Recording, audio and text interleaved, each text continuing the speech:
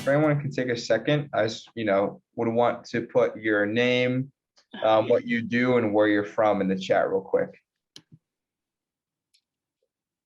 And by the way, I'm Jonathan Katz.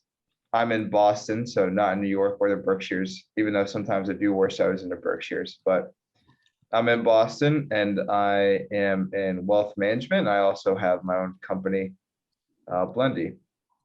And for all of you who are new, the Breakfast Club is kind of a round table-esque, where it's more collaborative and more free-flowing, and we're just here to talk about stuff in the morning. And usually we'd be sitting at Dottie's in the Berkshires, I guess, not me, but Linda for sure, over coffee and just talking over this stuff. So it's kind of like a virtual coffee shop, I guess, so to speak. Okay, so Danielle, if you want to put up the first poll for the first question, which is, what does agility mean to you?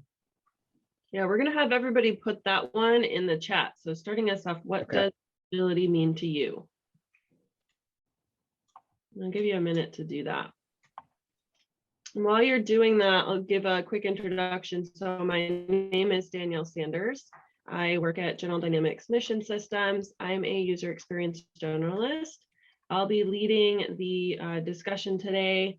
And as always, we'll continue to use the chat. So if you want to have sidebar conversations, certainly, go ahead and do that.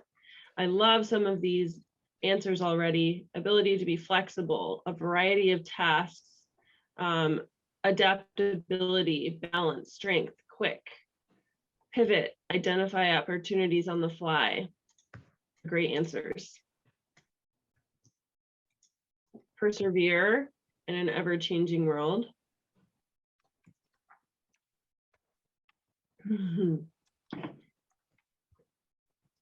It does sound like growing.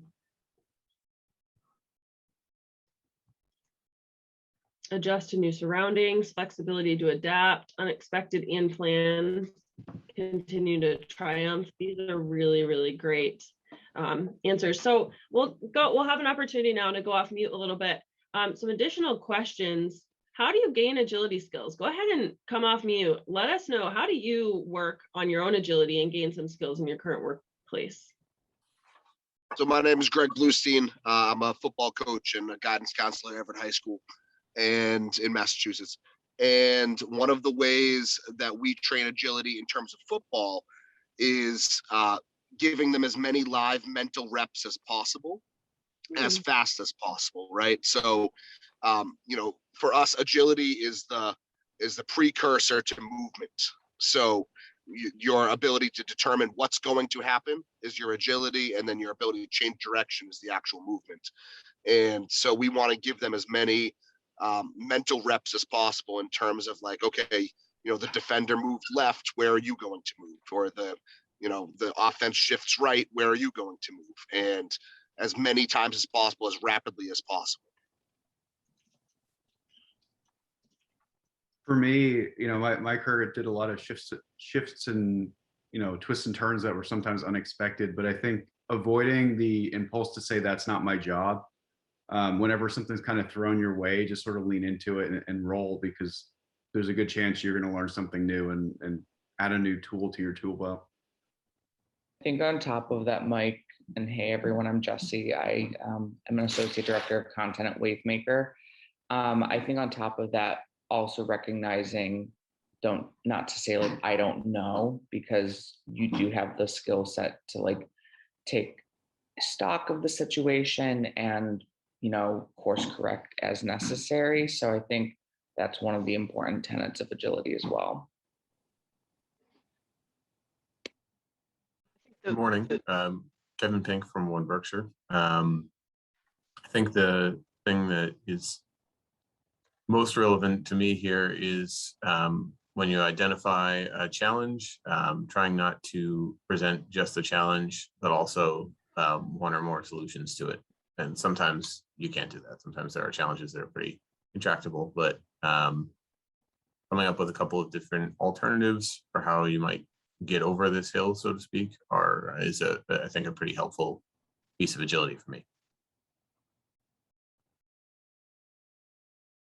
Hi, everyone. Alyssa Costa here in Pittsfield. I think for me, I'm thinking about when I work with low-income families, they have this amazing agility that people in the middle class kind of take for granted because they never know when something's going to be thrown at them, what challenge is going to happen that's going to send them over the edge. So that ability to be agile and adapt to whatever circumstances come in front of them so that they can survive. And I think that's part of it too.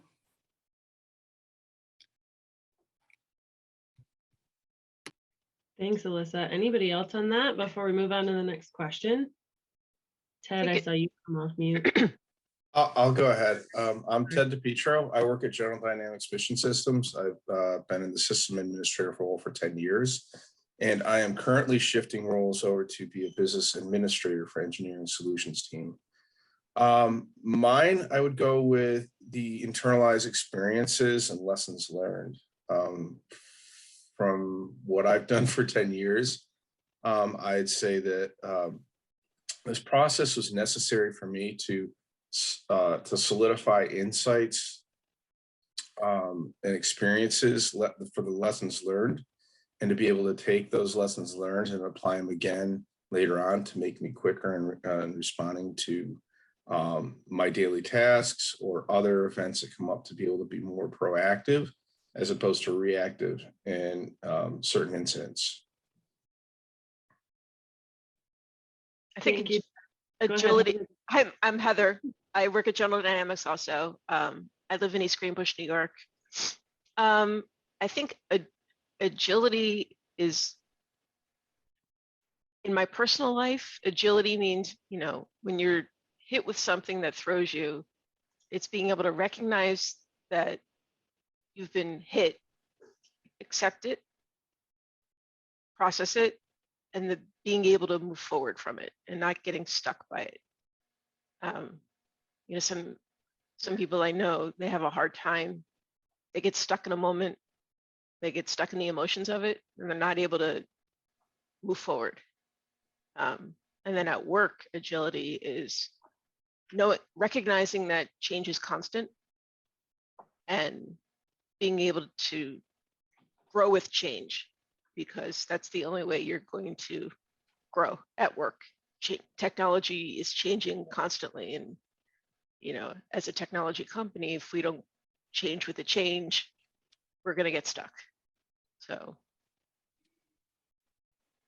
awesome. Thanks for that, Heather. Yeah, I agree. Definitely the ability. And I think a lot of us talked about that, the ability to continue working and not get stuck and shift. So a second question is, does being agile require you to step out of your comfort zone more often than in the past? Is everyone feeling that way? What have you done recently to step out of your comfort zone? While people think about this question, can I add something about the previous question? Absolutely. Just what Heather said just lit a light bulb for me. I don't know, maybe it's early in the morning and I'm more susceptible to, but it's like, wow, it's not just the action, right? That when we think agility, we think about the action that follows, but it's that moment of realization that something hit you. That's the part that I wasn't aware of until Heather just mentioned it now. And I'm thinking about the example of, July for me, I was so overwhelmed. I had an increase of clients that had just kept me in like go mode for 3 months. And to have that moment where you say, actually, this is not sustainable, I'm exhausted. And then stop and say, what am I going to do differently? And stop and reflect and give yourself several hours, days to make a new plan. I hadn't realized the importance of that hitting point, that like can't go any further. And so it not only that hitting point, but then also knowing that, I could just say, this is too much, and now I'm just going to spend my days in bed. I can't handle this, right? But then having the wherewithal to just sit with it. And So I guess what I'm trying to say is that I always thought of agility as speed, but it actually requires that moment of stopping before you know how to speed, which is the proactivity as opposed to reactivity. Awesome. Thank you for Heather. that. Julia. Yeah, Really good, Julia. Yeah, can I say something here? I want to ask, since we have a football coach on the line here, Greg. It's so good to see you. So I'm a big believer. I love game plans, and game plans, and you go down the game plan, but the game plan's got to have flexibility to change. And so when you're training even with your young athletes, you get them very trained on one game plan, but that game plan can blow up because of some new weapon that your opposition said coming in with that you really weren't even aware of. So how are you training that nimbleness? You have to have a mental nimbleness and openness with young athletes. And I mean, how do we apply that as we kind of get more settled in your ways at work? And unless you get jolted out of something, I got jolted in my 20s. I lost my job twice in my 20s. I never expected that. So flexibility became my mantra because I didn't ever think I would be losing my job so quickly. But how are you training nimbleness, Greg? Sure. And so in terms of the small scale, like the individual play, let's say that we let up a big play, and I'm the defensive coordinator. So if we let up a 50-yard pass, that's kind of a game-changing play for us. And one of the things, we have a motto, right, where I'll start yelling 4 to 6, 4 to 6, because a football play lasts 4 to 6 seconds, right? So we understand that, number one, we have to give 100% effort for 4 to 6 seconds. But then when that 4 to 6 seconds is over, it's time to kind of wipe that memory clear and move on to the next one and be ready to play. So just the mental preparation that, yes, things are going to happen, and we have to be prepared to get over it and get ready to play again. And on a larger scale, a lot of it is, my job as a coach is to get them into a position to be successful. So for that matter, I'm never going to come to the game with one defense. If they come out in something that's defeating my defense, I already know my weaknesses pre-snap and pre-game. So if they come out in something that's attacking our weaknesses, I have something to shift to that addresses those weaknesses. So again, it's all about the mental preparation and being proactive in terms of just being ready for any kind of unexpected success from the other team. That's a really good point, Greg. I think like you touched on something, the 4 to 6 seconds. I know for me, at least, like I'm constantly context switching in my job. I think a lot of us are now. We go from one Zoom call in less than 30 seconds, we're in another one. And that's a really quick, that you never used to do that before, right? You at least had the walk from the hallway to the other conference room. And now it's 10 seconds before you're into another meeting and context switching. Heather and I talk about this pretty much every day. We're like, okay, I need a minute, guys. let me prepare for my next meeting. So really great. So let's switch gears a little bit. How many of you have like gone out of your comfort zone in the last several months? And could you tell me your experience with the spirit of agility? What have you done to move out of that comfort zone? Mike, you want to go? Yeah, I mean, I think moving up here after living in a certain place for 14 years was fairly significant. But for us, that change started actually a while ago, and even before COVID, due to kind of a bureaucratic nightmare that would take way too much time to explain in this call. The building we were living in lost its heat and hot water, and that went on for a number of years. So we had to actually survive a couple of winters without heat and hot water.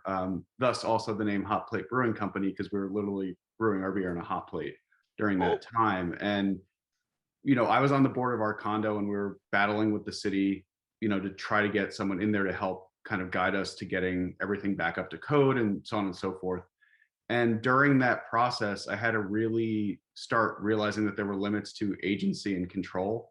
I had always relied on my ability to just be like a get shit done kind of person. And like, there were just limits to how much I could do.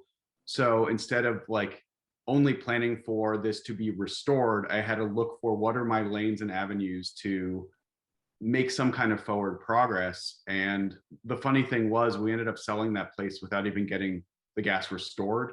Thankfully, the real estate market was so crazy and the demand was so high that we were able to, cut ties with that. And that's what allowed us to move up here. But by the time COVID hit and everyone was like, the sky is falling, the world is ending, this is a crazy time. Sarah and I saw this as an opportunity to finally like make forward movement on the brewery we've been planning, because the world had been shifting, but we had about a 2-year head start on upending the life that we knew. And so we were actually more comfortable and steady-handed, I think, while everyone else felt like things were up in the air. And that gave us, I think, the ability to start making this plan to look to see where we would relocate to and start our business, while other people were adjusting to their routines being upended. So for me, it was just learning to just look at what the new opportunities are when the landscape shifts pretty dramatically in a way that you didn't anticipate or control. Well, it sounds like you adapted very quickly.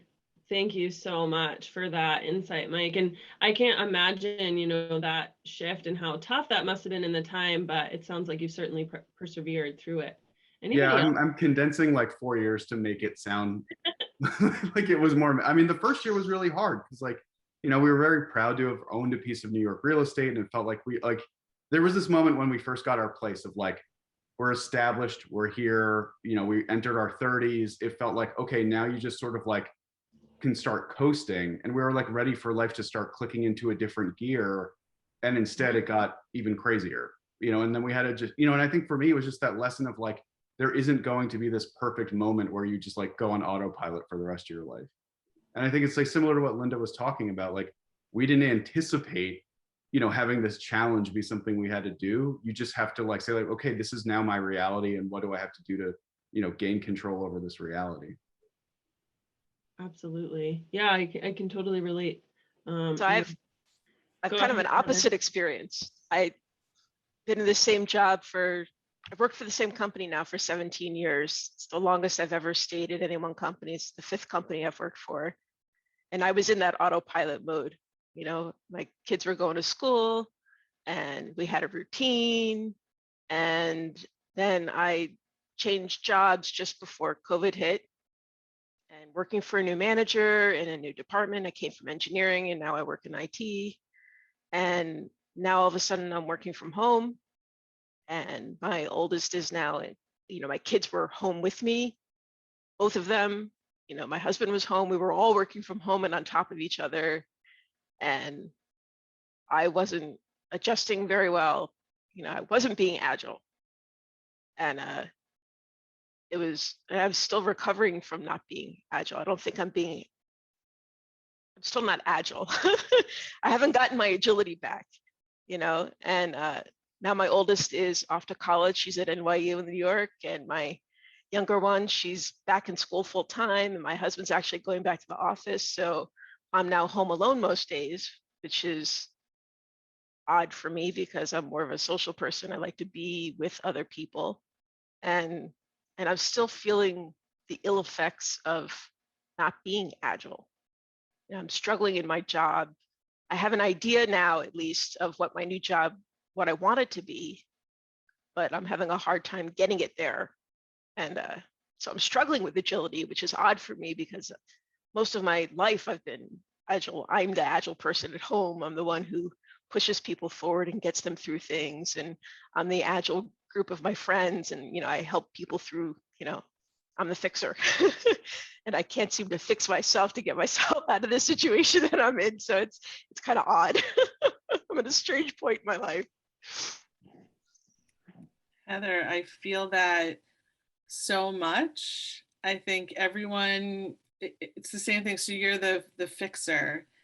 And I had a very similar struggle in COVID because I thought I had figured out what I was doing, and I had the space because of that to be agile, right? So what happened for me at COVID is everything happened at once. It was COVID, my mom got cancer, I was like and then I was taking care of like a community and trying to help with that. And I think you need space to be agile. If you're taking a quick move, you need that pause, as Greg said in the beginning, to really think, to really see what's ahead of you and know what to do. But if everything's being thrown at you at once, it's so much harder to be agile because you're just trying to keep up with everything. So I think that in order to be like, I had this moment here where I realized you need that space to be agile. If you're constantly deflecting or surviving, you can't, it's so much harder to switch.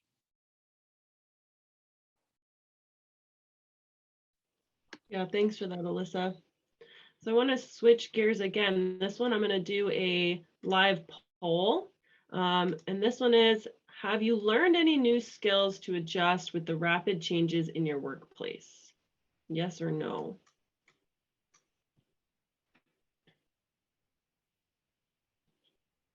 So it's really interesting. I'm watching these come in, and every single person, mostly every person, has said yes. So how many? There's 16 of us, 15 of us. Okay. So I got everyone's results. We have, can you guys see them yet? Yeah. So 87% of us said yes, we've learned new skills, and a couple percent of us have said no. I'm curious, what are some of the new skills that you learned? So for me, I think the biggest thing that I've learned throughout the pandemic, related to work, but also personal life as well, is not to take things personally. Like I used to take things really personally if like things didn't go my way, or if things just happened in a different way than I expected it to. Like I was very much like not a control freak, but kind of a control freak of like, oh, this needs to happen and then this needs to happen. And Yeah. I've learned a lot over the past year and a half that, you know, COVID has, you know, shed a light that you cannot control every aspect of a situation. And if it doesn't go the way that you expected it to not take it, you know, personally. And it's actually perfect because like recently, my team, you know, hit not even like a setback, but kind of a setback where we didn't really win like the project that we were kind of vying for. And ultimately, like I got onto a phone call with my boss and my team, and we talked with them because they were all really discouraged and upset about the outcome. And both of us told them, like, you know, this isn't ideal. Sometimes there's losses, but you know what? We're going to move forward. We have a ton of other projects in the pipeline, and this might actually be a blessing in disguise that we're not going to be working on this. So you should be proud of the work that you've done and the work that you put into it, because my team definitely, you know, worked their butts off. But you know what? Enjoy a little bit of free time. So. Very nice. Thanks, Jesse. Anybody else? And you're right, taking things personally, that's a big thing for me too.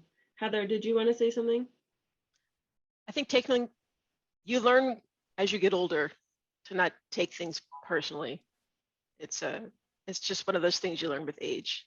But I think I've forced myself to learn new things because I got tired of the job that I was in, the role I was in, and I wanted to do something different. I finally figured out what I wanted to be when I grew up. It took me till I was 50 to figure it out. So, you know, I took advantage of the fact that it was COVID, and I did all sorts of online training classes, and, you know, I listened to a lot of webinars and watched a lot of YouTube videos, and I read a lot of white papers, and I tried to learn as much as I could about the new area that I wanted to be in. And I've done a lot of that over the past year and a half. You know, most of my days I spend doing that. So it's a challenge, but you know, life is strange right now. It's not anything any of us have ever experienced before. So it's, you know, I'm not going back to the office ever. So I don't know what that's like for me. I've never been a work from home person. So I don't know what that means for me in my future. So yeah. Well, thanks, Heather. I appreciate that comment too.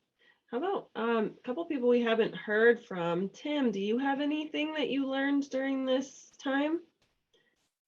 Yeah, I think I really, a lot of what has been said really hits home. I think it's adapting, realizing so much is outside of our control, and really kind of to the earlier point, having the agility to navigate it.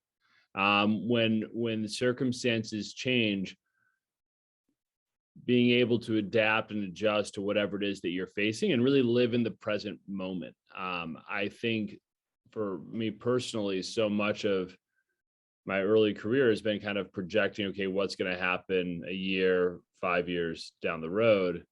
And when that world became increasingly uncertain as to what that would look like, really assessing what's happening in the here and now and being able to navigate that effectively and understand the future will play out, but let's live in the present right now. And I think that has served to enhance kind of relationships outside of the professional life, recognizing the importance of family and friends and nurturing those as well. So it's been an interesting couple of months, many months, as people have said. Yeah, thanks, Tim. So I want to switch a little bit because I think we've all touched on this a little bit, and Heather, you just touched on it too, is, how has agility helped you with your career advancement, especially during this COVID time? How can agility help you with your career advancement? I can talk to that a little bit. So I have a consulting firm, and up to March 2020, everything that I did was in person. So feeling an organization was a sensory experience going into the physical bricks and mortar of a client and being able to see and feel and take it all in. And I'm a very people-oriented person. I love being in physical environments. So I had to learn how to read the tea leaves of organizations and people through a screen.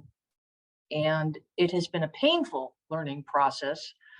One that I thought would go away after month one. I'm like, well, this is just temporary. Okay, well, no, okay, we'll give it another month. It's just temporary.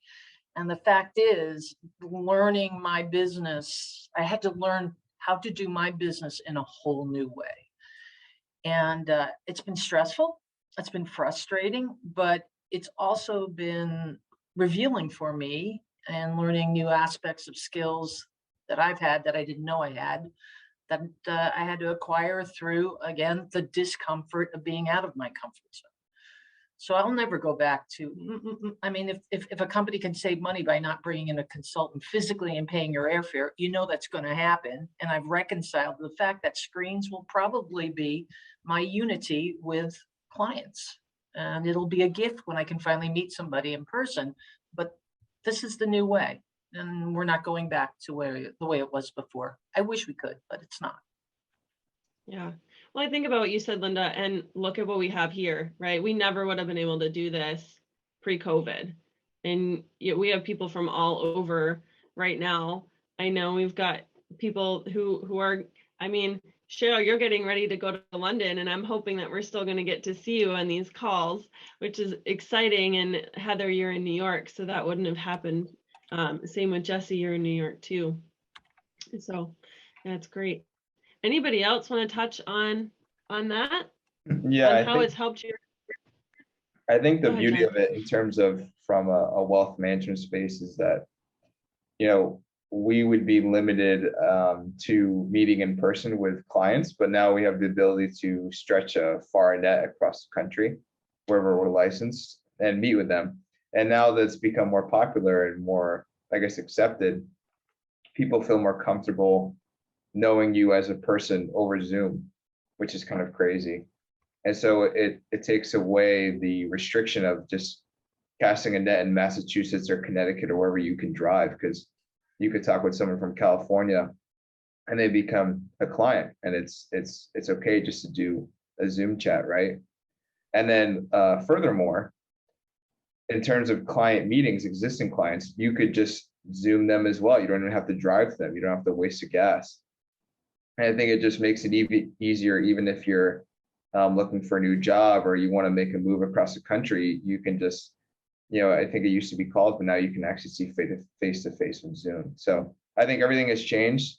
I think it's for the most part the better, and it's nice after we come out of this world completely with no restrictions, hopefully one day, that this will be a nice backup, or it'll be complementary to in-person events. So I think it's good. Yeah, I think for me, it was sort of this undoing. I like Linda. I mean, Linda and I had this similar conversations at the beginning of the pandemic. Like, what do we do? Because everything I did was in person. It was all community-based, relationship building. How do you build a relationship on a screen? And it really hurt me and burned me out, I would say. And so I quit my job in March.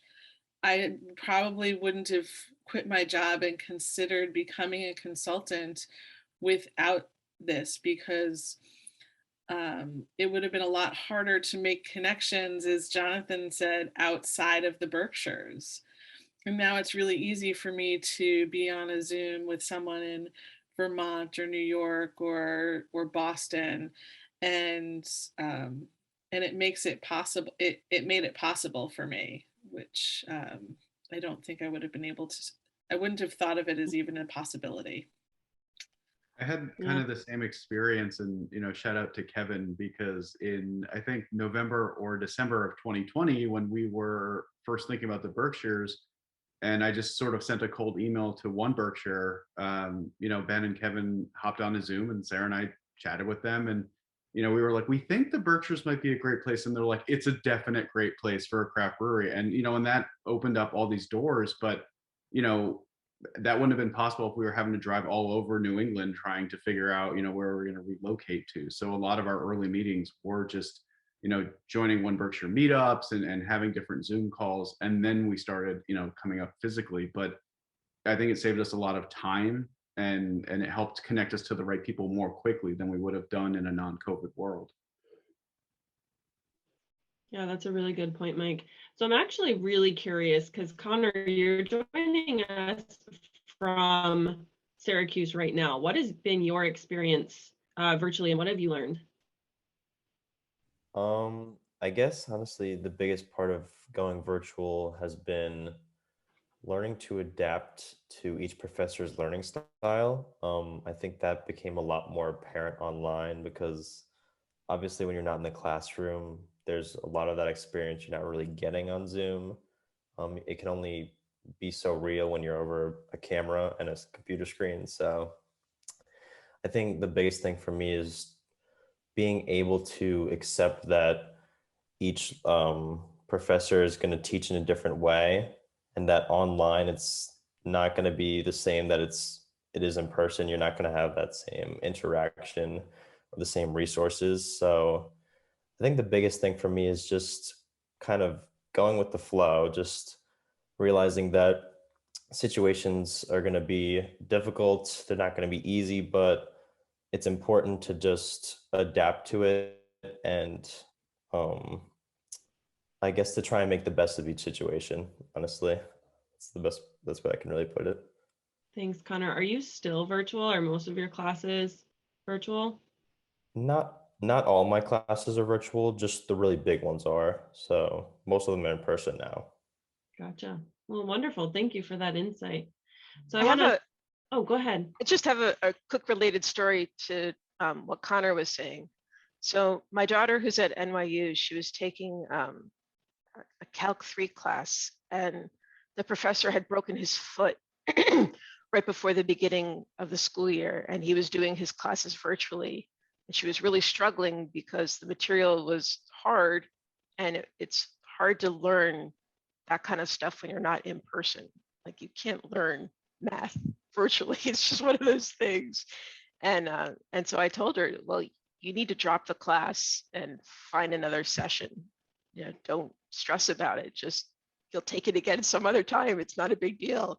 And so she finally, she's very kind of rigid when it comes to those things. She has a certain thing that she wants to do. It's got to be done in a certain order. And But finally, I got her to drop the class and she was able to get into another session and she was so much happier and it went so much better for her. So I get the whole virtual versus in-person learning. It's so much harder to learn virtually.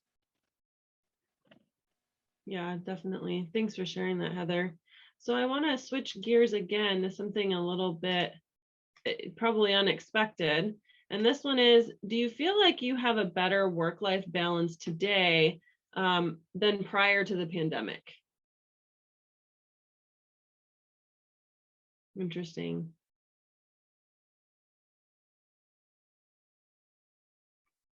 So I've got 12 people, 13 already.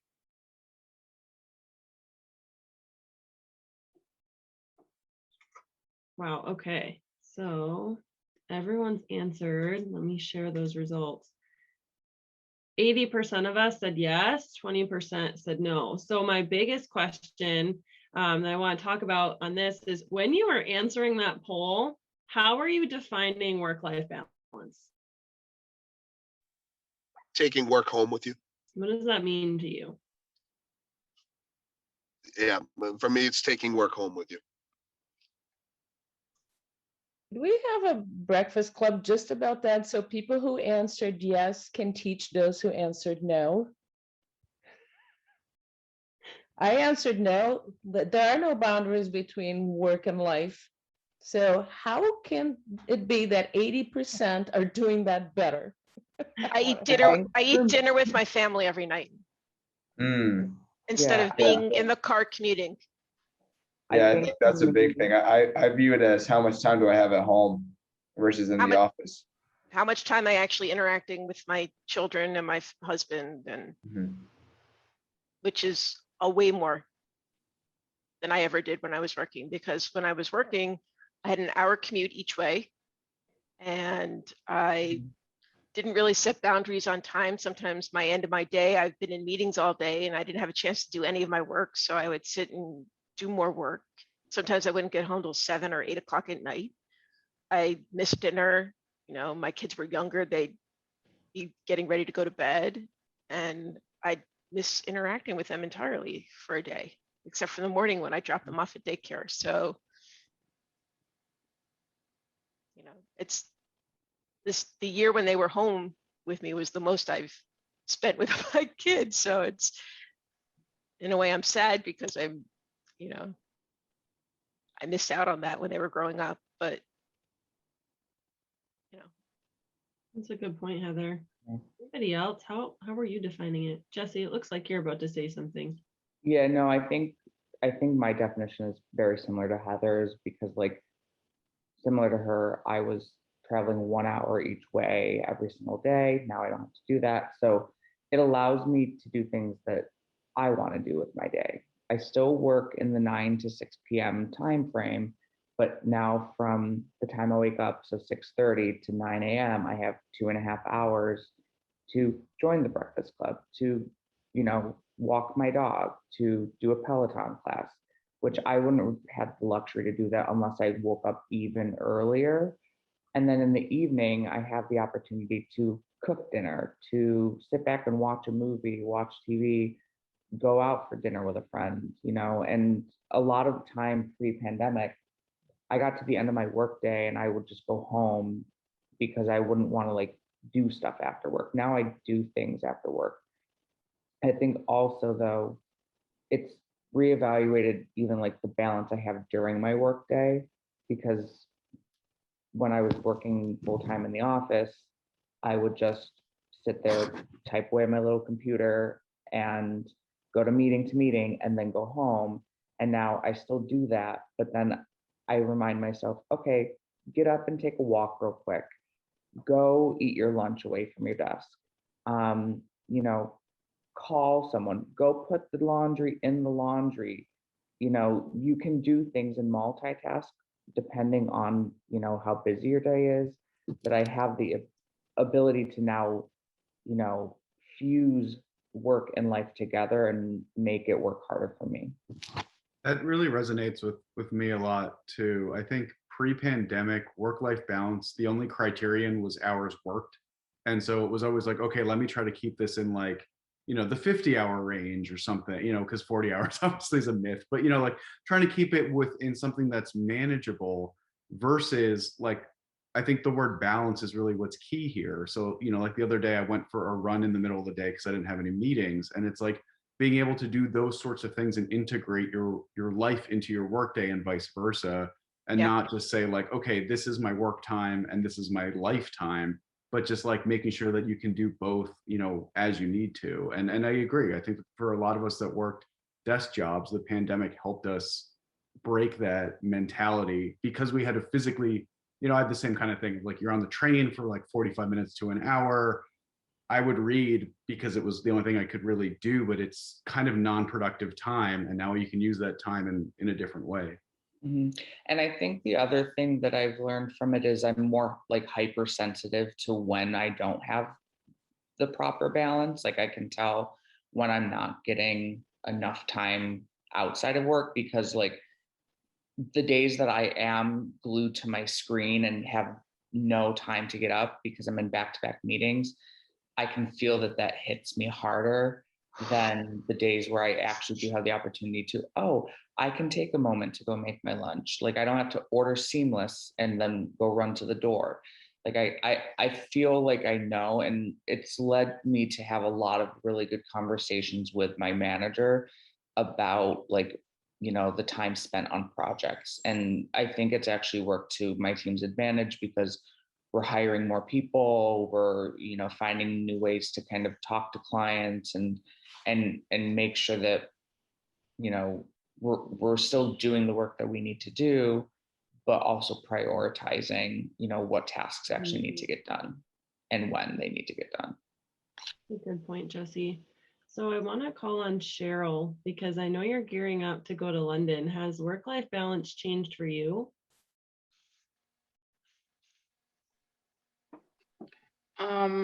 Definitely.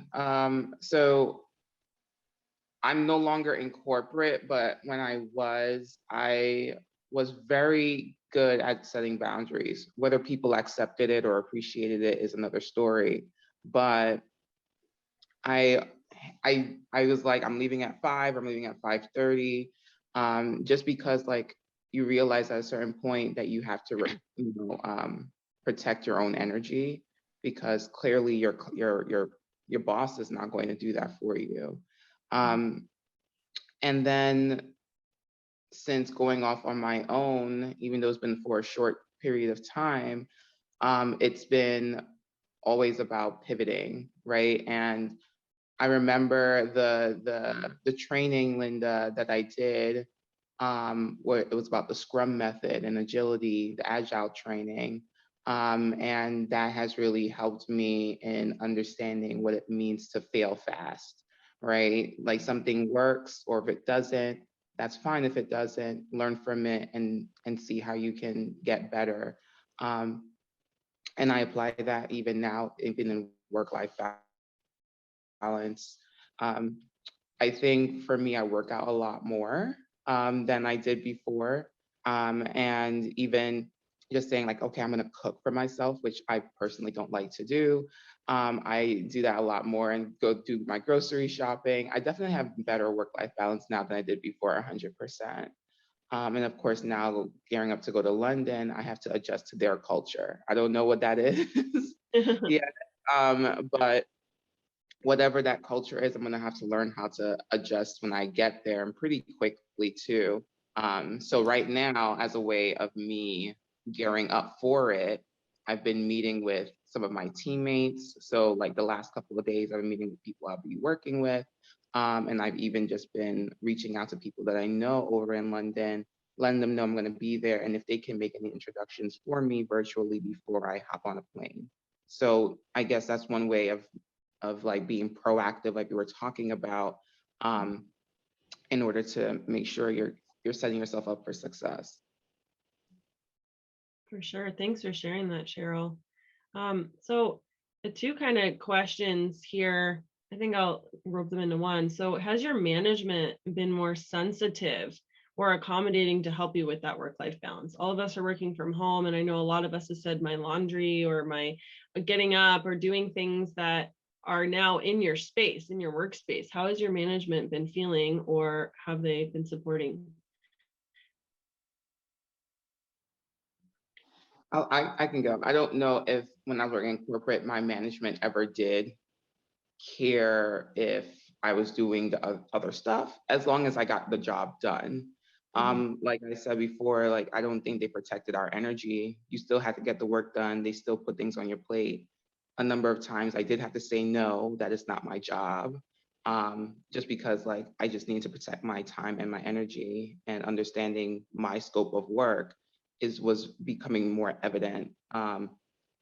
And more important in me understanding like this is just how you may need to function in this real world, because I think more things were being placed on your plate and the expectations were still on you, or probably even higher. That's a good point, Cheryl. Thanks for sharing that. Thank you, Tim. Anybody else? I actually have not been a fan of, so I still am working my day job, even though we're planning this brewery. And I think this has exposed a lot of bad management at the company I'm working for now, because they don't often trust their employees to, they pay a lot of lip service to like, hey, as long as you get your job done, we don't care. But they have a real tendency to just schedule meeting after meeting after meeting. And part of it is because they don't give the employees the flexibility to manage the work the way that they need to. And I think it's largely because there's a lack of trust. And so it's been interesting to see, the exposure that they have as a, culture, that they really don't trust their people. And I think that the organizations that didn't have that inherently, like you sort of get by before the pandemic because it's your job and there's no other way to work. And I think this has brought out, like, if there's something endemic to the culture at that company that is just wrong, this really put a spotlight on it. Because, I look at my wife's job, and, she's definitely been able to be like, oh yeah, I'm not going to like log on till 9:30 this morning so I can do like an extra long yoga class or something like that. And there's like no repercussion, there's no real issue. And she's been able to really like thrive during this. And I have, but it's been more of a battle, because it's like what Cheryl's saying, like, no, I'm not going to, be on 24 hours a day. There are still going to be limits. And I've had to be a lot more intentional about that. And I've had to be actually a lot more combative than I normally would have been, to be more protective of my time. And like you were describing, Danielle, I think yourself, of like meeting after meeting after meeting, and that cognitive dissonance of just like a day spent covering like 27 different topics. It's like, it does wear you out. And so there's been, I think, a real push-pull between management or like senior leadership and everyone kind of below that. And it's interesting. There's like growing tension on that front. That's the big killer right now in organizations. You nailed it, Mike. It's this trust factor. So what's happened is very few organizations have coached managers on how to lead differently in a new world of virtual. And so, I mean, I have to deal with a lot of managers in my consulting, and I feel for them because their company is not investing in them to learn how to lead differently. So they have to learn on their own. Kevin's got a great article in there. It's a fabulous article he put in the chat. And unless you're self-developing, which maybe 1 out of 10 really will do that on their own, you don't know what to do. So you start getting apoplectic and you get more clingy. You start losing the ability to trust because you don't know how to maneuver through the unknown. And that's killing so many organizations. It is why people are leaving. Yeah, absolutely. I agree with that. So time for a bit of wrap up. This is a fantastic discussion, by the way. I think we covered a lot of points, and some of the key takeaways here is I think everybody said step out of your comfort zone in some way or another, whether we have done it consciously or subconsciously. This is a brand new world that we've all been working in. And everyone seems to have been forcing themselves to break some habits in order to propel yourself forward, especially in your career and continuing to be agile. I know a lot of us now have more personal time or feeling like they have a better work-life balance. So I'm, hoping for me personally, and I'm sure all of you, that we can continue this trend. And so one thing that I want to get you all to take away with, and somebody shared this with me, and it's find the 20% of your work that delivers 80% of the value. So now more than ever, you need to find a better balance. But if you can focus on that 20% and continue to be agile and develop yourself in that 20%, you're going to continue to move mountains. And so, you know, we also want to point out, and this is in addition to that 20%, is sanity metrics over vanity metrics. So sanity, like real metrics, over the ones that show, that are just for show, right? I think we all sometimes want to put those in our reports, want to put those in our life, really focus on those sanity metrics.